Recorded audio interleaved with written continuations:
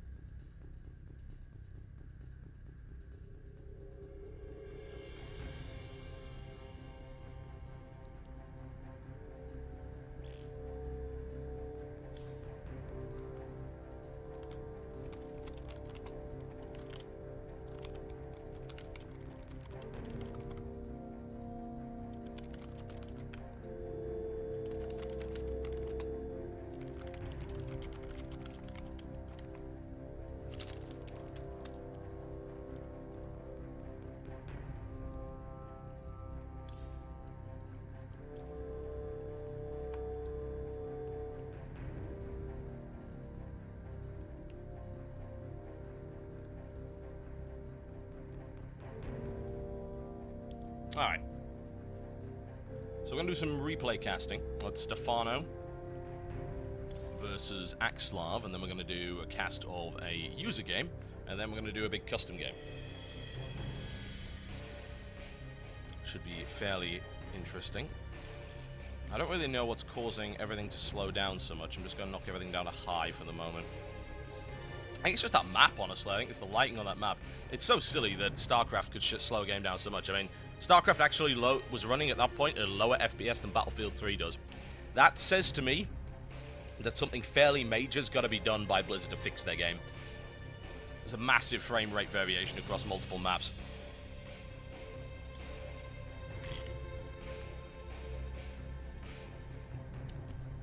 But yeah.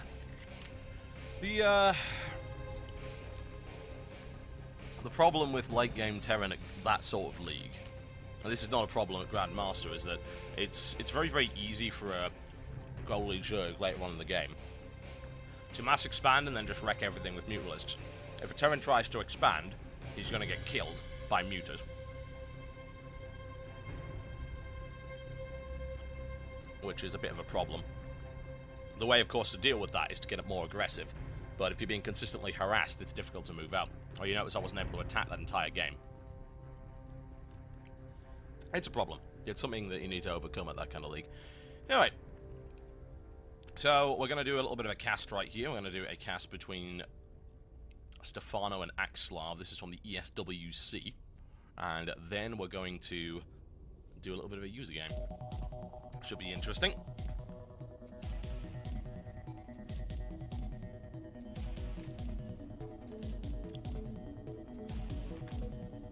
Alright, so what I'm going to do here, make sure that everything's properly set up.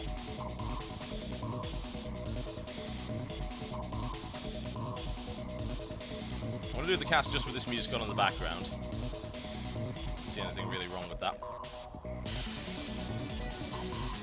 To be honest, I don't like the fact that StarCraft has a lack of consistency in terms of the levels of its music. Like, the levels are all over the place, so this stuff's a bit better in that regard.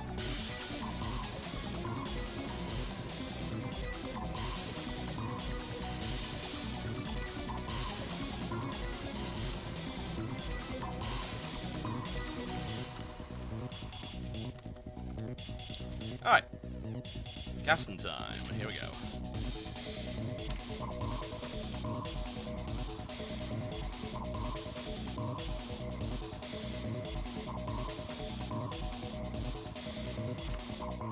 Let's ready to go, shall we?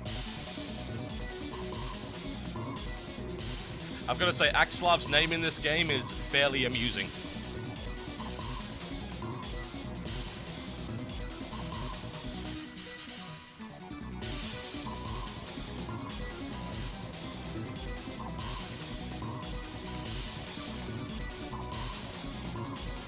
Okay, here we go, folks. Cast between Stefano and Axslav.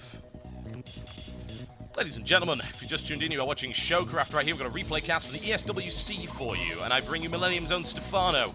He's in the pink trunks, and he is playing Terran to the southeast of this particular map, Showcraft Plateau, versus his opponent. Glad he ate her. which actually is Axslav from Team Evil Geniuses. He is in blue trunks, and he is playing to the northwest. Stefano complaining about my music, which is interesting considering it's a replay cast. It's actually the event, the SWC. Apparently the music was so loud it was shaking the tables, making things a little bit difficult.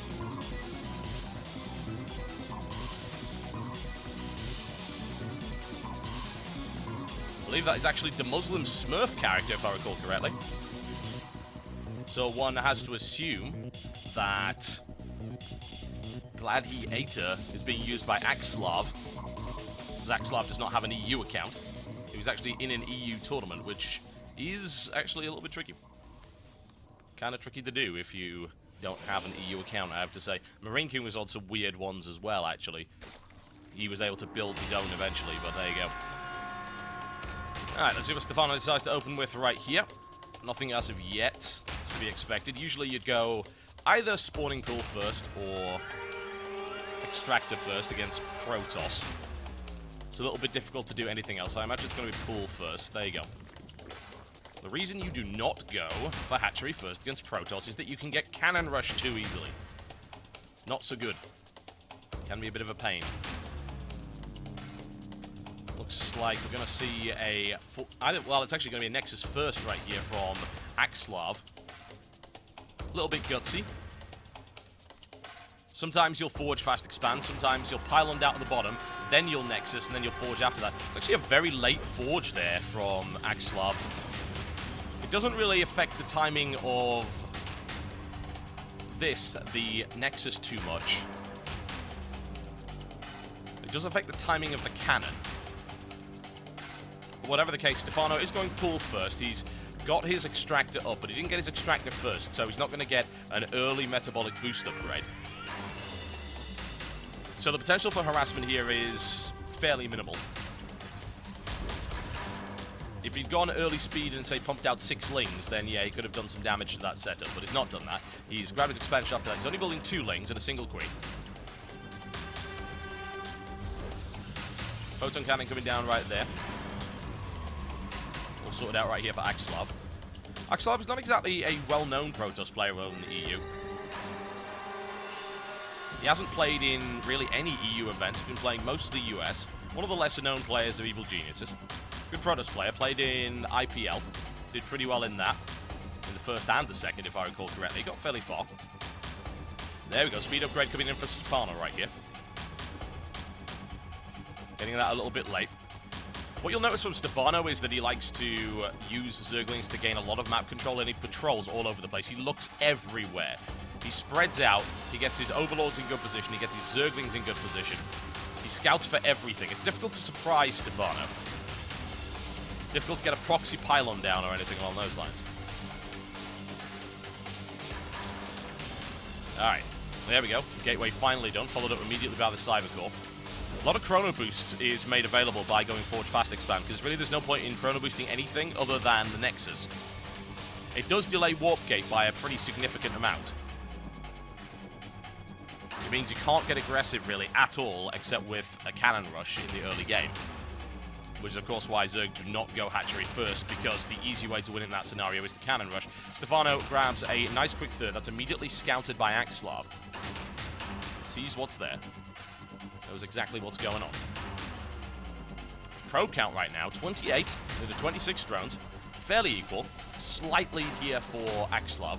Have to see how much droning up Stefano decides to do here. He's got no defensive units of any sort, really.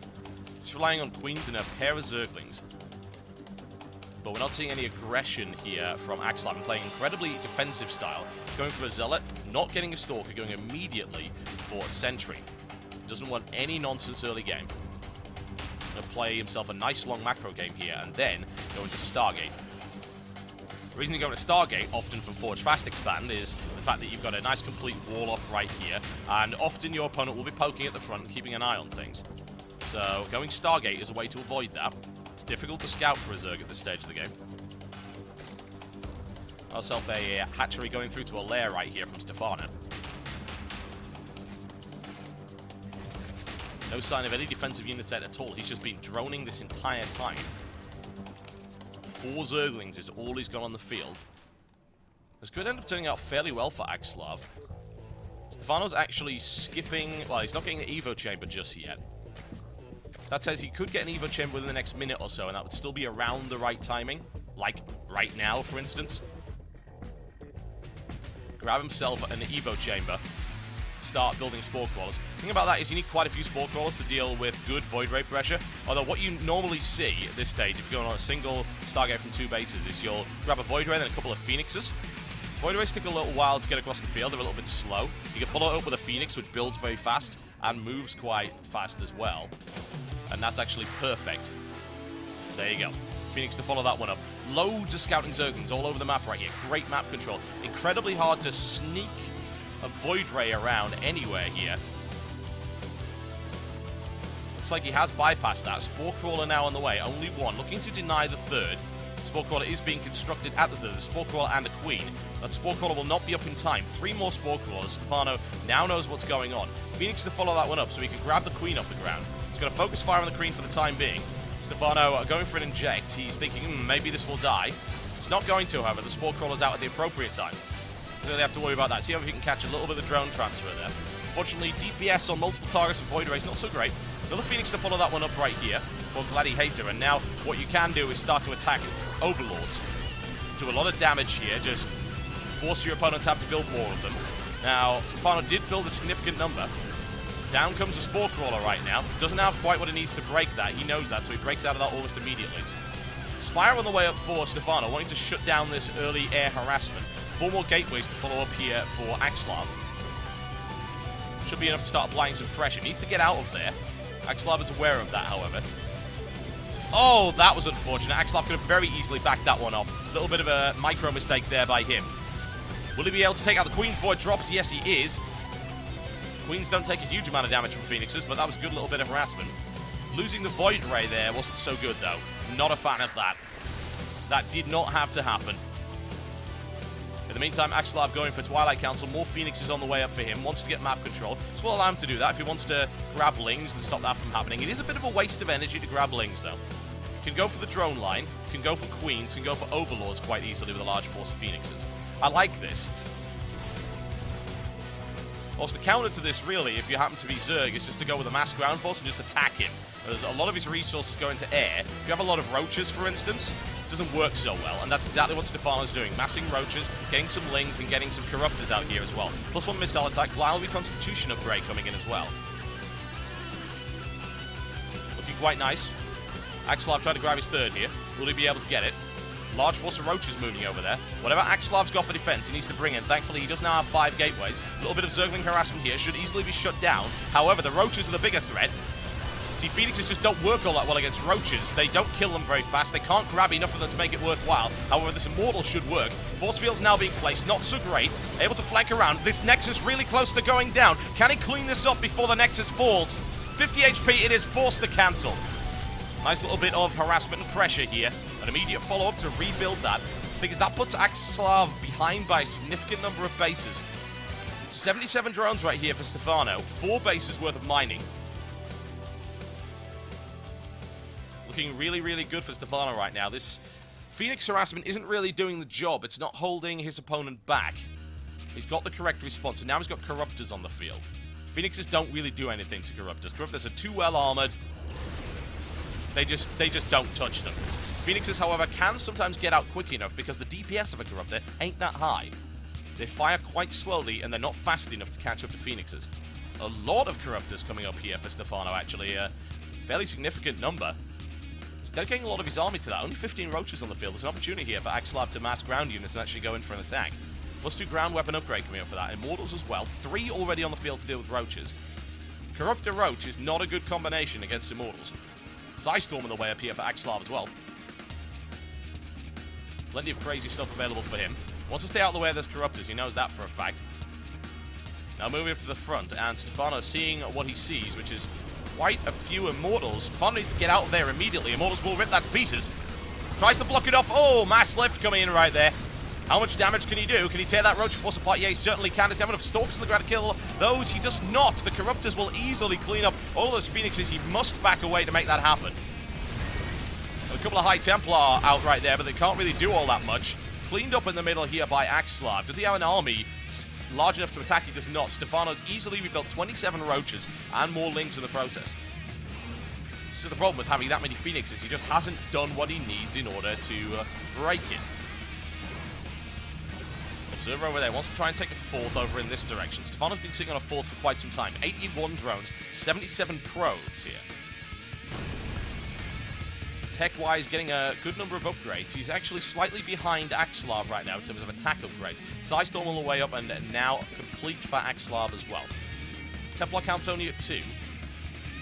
He has enough gas for a couple more. Stefano now taking a 5th. A little bit of Phoenix harassment coming in once again, but the problem is so many Corruptors.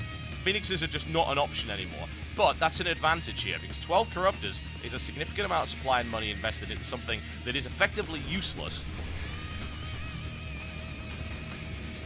So here we go. Axelav sorting himself out. Roach, Ling. Ling's completely unupgraded.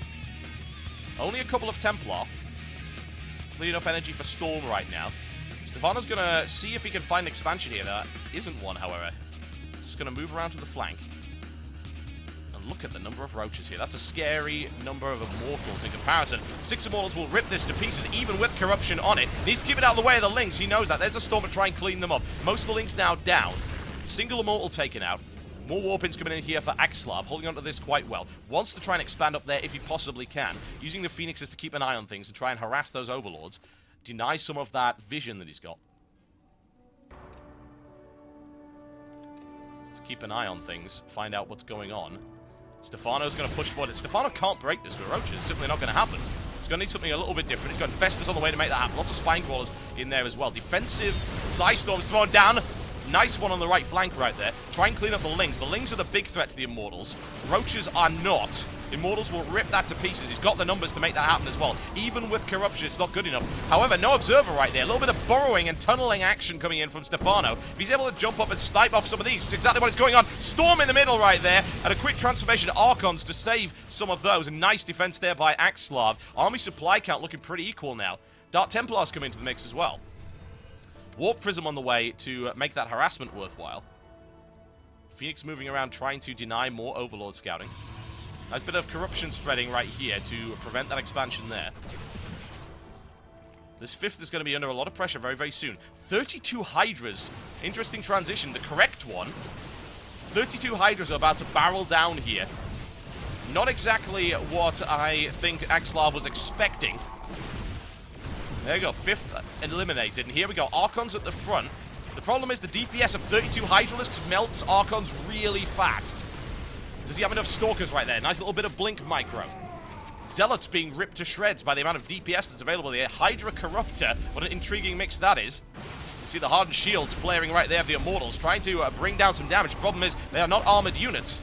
Hydralisks are able to do significant damage to this force. Stefano forcing his opponent back here. Will the Immortals be able to chew through it? Does he have the numbers for it? Both guys taking significant economic losses here. A lot of gas thrown away on both sides. However, it looks like Stefano doesn't quite have the force he needs to break through this. There's a lot of Hydras now being thrown away. He hasn't even killed enough Immortals to make Roaches viable again. Really good pressure right here by Axelav. That 5th denied right here. If he's able to grab another base, then he's going to be in a great position. Question is, can he? There is a Warp Prism on the field. I'm interested to see what that's going to do. He's not attacking with it just yet. Stefano now supply blocked. Actually supply blocked for a pretty significant amount of time as well. A good full 25 seconds. More pressure coming in. Roach Corruptor, once again, not a good mix. Axelav with the superior composition right here. Let's find out. Does he actually have a hive anywhere? That's interesting. He does not. Alright. Let's see what Stefano decides to do now, because really he's not in a good position to do much. Stefano can't pressure. Hatchery up for Stefano once again, trying to take this area. Keep an eye out for potential Warp Prism play. To find out where exactly that is. New Parasite on the way up, now cancelled here for Stefano. Trying to double expand in response to this pressure from Axelav. He's now been able to secure his 4th. Axelav's force composition is looking quite nice. believe there's a DT drop earlier that we must have missed. Because that's now finally morphing into a lair. He had a lair there earlier. Looks like he took significant losses there. I'm not entirely sure what was going on there. That was while a battle was going on. In the meantime, Stefano now pushing forward. There's a Storm on the left flank.